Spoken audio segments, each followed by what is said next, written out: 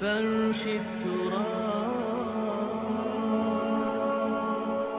يضمني. اسلام آئے گا اسی طریقے سے لا يصلح آخر هذه الامہ الا بما صلح به اولها. اور یہ حضرت ابو بکر کی ایک تقریر کا جملہ ہے، جیسے حضرت عمر کی ایک تقریر کا میں نے جملہ سنایا آپ کو، من بایا خلیفتا عن غیر مشورت المسلمین فلا بیعت له. مسلمانوں کے مشورے کے بغیر اگر کسی کی خلافت کا جو بیعت کی گئی وہ بیعت صحیح نہیں ہوگی. اسی طرح حضرت ابو بکر کا قول سنا رہا ہوں. حضرت عمر کو جب انہوں نے مسلمانوں کے مشورے سے اپنا جانشین بنایا تو خطبہ دیا.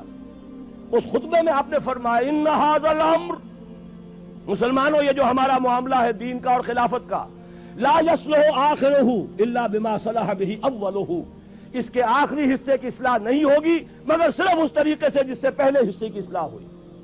اور اسی کو امام مالک نے نقل کیا، لا يصلح آخر هذه الامہ الا بما صلح به اولها. وہی بات میں کہہ رہا ہوں، حضور نے کیسے کیا ہم کیسے کریں گے. دیکھیے حضور نے پہلے کام کیا کیا، ایمان کی دعوت بذریعہ قرآن. پہلا کام یہی تھا، دعوت ایمان بذریعہ قرآن. آج ہمیں دعوت تجدید ایمان کرنی ہے بذریعہ قرآن. تجدید ایمان، اس لیے کہ ہم ویسے تو مسلمان ہیں لیکن جیسے کچھ مسلمان ہیں وہ مجھے بھی معلوم آپ کو بھی معلوم. ایمان کہنے کو ہے، عقیدہ ہے، کتنا کچھ یقین حاصل ہے وہ آپ کو بھی معلوم مجھے بھی معلوم.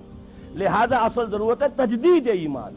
اور تجدید ایمان بھی وہ جنس نہیں ایمان جسے لے آئیں دکانیں فلسفہ سے ڈھونڈے سے ملے گی عاقل کو، یہ قرآن کے سی پاروں میں.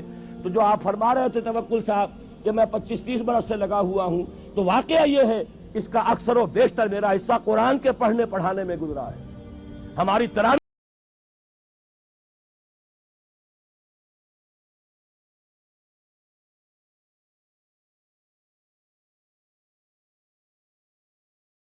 درس قرآن کے کیسٹس ہیں، آڈیو ہے، ویڈیو ہے.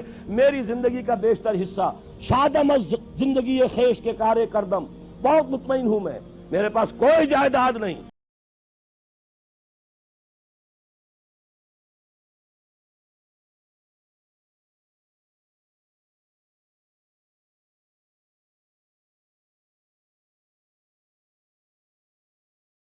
کوئی آمد نہیں. مرکزی انجمن خدام القرآن ہے، اس کے ایک کوارٹر میں رہتا ہوں. میری سہولتیں مجھے وہاں سے حاصل ہیں. 2 وقت کی روٹی یہ میرے بچے ہیں جو کنٹریبیوٹ کر دیتے ہیں، اس سے میں کھا رہا ہوں. اس لیے کہ میرا ایک مکان تھا وہ میں نے بیچ کر ان کے لیے چھوٹے چھوٹے 3-3 کمرے کے 4 کوارٹر بنا دیے ہیں اور وہ ان کے نام کر دیے. میرے نام پر، میری بیوی کے نام پر 1 پیسے کی جائیداد نہیں، کسی کمپنی کا کوئی 1 پیسے کا حصہ نہیں، کہیں میرے پاس کوئی بانڈز نہیں، اللہ بچائے رکھے اس لعنت سے. اور نہ کہیں کوئی میرے ہاں اس طرح کی اور کوئی شے موجود ہے. تو یہ اچھی طریقے سے جان لیجئے میں نے زندگی لگائی ہے اسی کام کے لیے لگائی ہے. مجھے کوئی احساس محرومی نہیں ہے. روٹی مجھے ملتی رہی ہے، آج تک فاقہ نہیں آیا ہے. رزق اللہ نے اپنے ذمہ رکھا ہوا ہے، لیکن میری توانائی لگی ہے میکسیمم قرآن پڑھنے اور پڑھانے میں. خیرکم من تعلم القرآن وعلمہ. اور یہ کس لیے کیا؟ جب انجمن خدام القرآن لاہور کی قائم کی تھی، اس کے دیباچے میں لکھ دیا تھا کہ میں صرف انجمن بنانے کا قائل نہیں ہوں، میرے پیش نظر اقامت دین کی فرضیت ہے، میں ایک جماعت قائم کرنا چاہتا ہوں. یہ پہلا قدم ہے مرکزی انجمن خدام القرآن کا. اور یہ 1972 کی بات ہے، آج سے 21 برس قبل کی جو میں آپ کو بتا رہا ہوں. بہرحال پہلا کام وہی ہے جو حضور نے کیا. فرق یہ ہے وہ کافر تھے، انہیں قرآن کے ذریعے سے ایمان کی طرف دعوت دی گئی. ہم مسلمان ہیں، ہمیں قرآن کے ذریعے سے تجدید ایمان کی دعوت دینی ہے. مرحلہ ایک ہی ہے، اس میں کوئی فرق نہیں. نمبر 2 وہ جو حدیث میں سنا چکا ہوں، آمرکم بخمس بالجماعت والسمع والطاعت والہجرت والجہاد فی سبیل اللہ.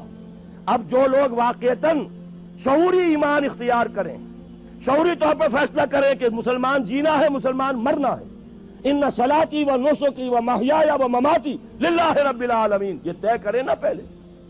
صرف جلسوں سے تو نہیں ہوگا، یہ تو ہوگا تو پھر کچھ کرنے سے ہوگا. اور کرنے کے لیے میدان میں وہ آئے جو پہلے اپنی ذات پر اپنے گھر میں دین نافذ کر چکا ہو. اگر یہ نہیں ہے تو جھوٹا ہے، فریبی ہے، اسلام کا نام لیتا ہے. تو اپنی ذات پر اپنے گھر میں اسلام قائم کرو اور پھر جڑ جاؤ. ایک مل جل کر ایک جمعیت بنو، ایک طاقت بنو، ایک قوت بنو، جماعت بنو، حزب اللہ بنو۔ آمرکم بخمسن، میں تمہیں 5 باتوں کا حکم دے کر جا رہا ہوں، جماعت کی شکل میں رہو، جماعت بھی ڈھیلی ڈھالی نہیں، بالجماعت والسمع والطاعت، سنو اور اطاعت کرو، لسن اینڈ اوبے، ایسی منظم جماعت۔ یہ منظم جماعت کیا کرے گی؟ ہجرت اور جہاد۔ ہجرت کے بارے میں پوچھا گیا ای الہجرت افضل یا رسول اللہ، اے اللہ کے رسول یہ بتائیے سب سے افضل ہجرت کون سی ہے؟ فرمایا ان تہجر ما کرہ ربک، ہر اس چیز کو چھوڑ دو جو تمہارے رب کو پسند نہیں۔ یہی وجہ ہے میں نے جب جماعت تنظیم اسلامی کے نام سے قائم کی ہے، اس تنظیم اسلامی کی جماعت میں جو عہد نامہ ہے اس میں شمولیت کا، اس کی پہلی شق یہی ہے، انی اعاہد اللہ، میں اللہ سے ایک عہد کرتا ہوں، ان اہجر کل ما یکرہہ، ہر اس چیز کو چھوڑ دوں گا جو اسے ناپسند ہے۔ یہیں سے شروع ہوگی ہجرت، اسی کو کہا ہے یہ سب سے اونچی ہجرت ہے، افضل ہجرت ہے۔ اور اس کے بعد جہاد ہے، تن من دھن لگاؤ اللہ کے دین کے لیے، اللہ کے دین کی سربلندی کے لیے۔ اور اس کے 3 مرحلے آئے ہیں ہماری ایک حدیث کے اندر، تم میں سے جو کوئی بدی کو دیکھے، حدیث بہت عام ہے، سب کو یاد ہوگی، اس کا فرض ہے طاقت سے روکے، اور اگر اس کی ہمت نہیں ہے زبان سے روکے، اس کی بھی ہمت نہیں ہے تو دل سے نفرت ضرور رکھے، اور یہ ایمان کا کمزور ترین درجہ ہے۔ ظاہر بات ہے اس جماعت میں، تنظیم اسلامی میں، اس حزب اللہ میں، اس خلافت کو قائم کرنے والی آرگنائزیشن میں وہی لوگ آئیں گے جنہیں بدی سے نفرت ہے اور نیکی چاہتے ہیں کہ قائم ہو جائے۔ وہ معاونین کی تحریک ہم نے رکھی ہے، تحریک خلافت کے معاونین۔ تنظیم میں آنے کے لیے بیعت ہے، بیعت سمع و طاعت فی المعروف، شریعت کے دائرے کے اندر اندر جو حکم دو گے مانیں گے، وہ حکم کوئی بھی ہو، ہماری طبیعت کے مطابق ہو یا ہماری منشا کے خلاف ہو، شریعت کے خلاف نہ ہو تو مانیں گے۔ یہ ہماری بیعت ہے تنظیم اسلامی میں شمولیت کی۔ لیکن ہم نے ایک خانہ اب شروع کیا ہے، تحریک خلافت۔ بتائیں تو صحیح لوگوں کو خلافت ہے کیا؟ یہ خلافت جو ہے یہ صرف کوڑے لگنے کا نام نہیں ہے، یہ خلافت صرف ہاتھ کاٹنے کا نام نہیں ہے، یہ خلافت صرف رجم کرنے کا نام نہیں ہے، یہ ساری چیزیں خلافت میں ہیں۔ لیکن پہلے خلافت کفالت کی ذمہ داری لیتی ہے، پہلے خلافت تمہیں حقوق دیتی ہے، پہلے خلافت جو ہے تمہیں تعلیم دیتی ہے، تمہیں توبہ کی توفیق عطا کرتی ہے۔ اس کے بعد بھی اگر آپ کی روٹی کپڑا مکان ریاست کی ذمہ داری ہو، پھر بھی آپ چوری کریں تو ہاتھ کٹے گا۔ اگر آپ کے لیے نہ یہ بے حیائی ہے، نہ یہ سترو جو حجاب کے قوانین ہیں ان کی خلاف ورزی ہے، نکاح کا راستہ آسان کر دیا گیا ہے، اس کی رکاوٹیں دور کر دی گئی ہیں، پھر بھی آپ زنا کرتے ہیں تو رجم ہوگا اگر آپ شادی شدہ ہیں۔ لیکن یہ کہ اس پورے نظام کو ایک آرگینک ہول کی حیثیت سے سامنے رکھنے کی ضرورت ہے۔ تو امر بالمعروف نہی عن المنکر جب تک طاقت کافی نہیں ہے صرف زبان سے ہوگی، جب طاقت کافی ہو جائے گی میدان میں آئیں گے،